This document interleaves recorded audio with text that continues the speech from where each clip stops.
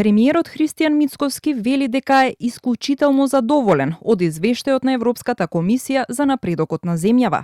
Според Мицкоски, извештајот забележува дека има стагнација, но не и уназадување на нашиот европски пат.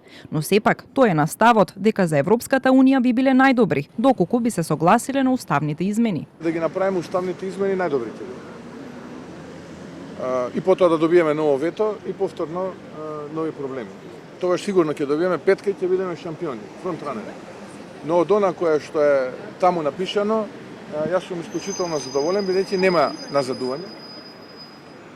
Има стагнација во неколку области, знаеме сите, и тоа ние сите го зборуваме, тоа е владењето на правото, борбата против криминалот и корупцијата, и затоа нон-стоп зборувам дека се потребни промени во судскиот совет, во обвинителството и така натаму, и сега веќе по завршувањето на изборите многу посериозно ќе се занимаваме со таа тема, додека пак во сите други области има одреден мал напредок или значителен напредок. Иако соседна Албанија доби високи оценки за незината подготвеност од страна на еврокомесарката за проширување Марта Кос, како и председателот на Европскиот совет Антонио Кошта, до 2030-та да стане нова членка на Унијата.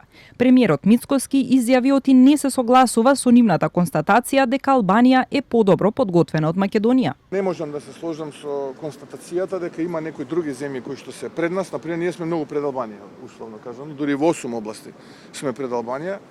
Иако некои од еврокомесарите даваат такви изјави какви што дава, така што кога ќе се анализира состојбата на државите кој е спремен, кој не е спремен, објективната оценка е дека Црна Гора е прва, второто место сме ние и Србија, па потоа доаѓаат Албанија, Босна и Херцеговина, Косово и така натаму. Извештајот на Европската комисија покажа дека Унијата засега е најзадоволна од нашата усогласеност со надворешната безбедносна и одбрамбена политика на ЕУ, како и поглавието кое се однесува на нашите меѓународни односи.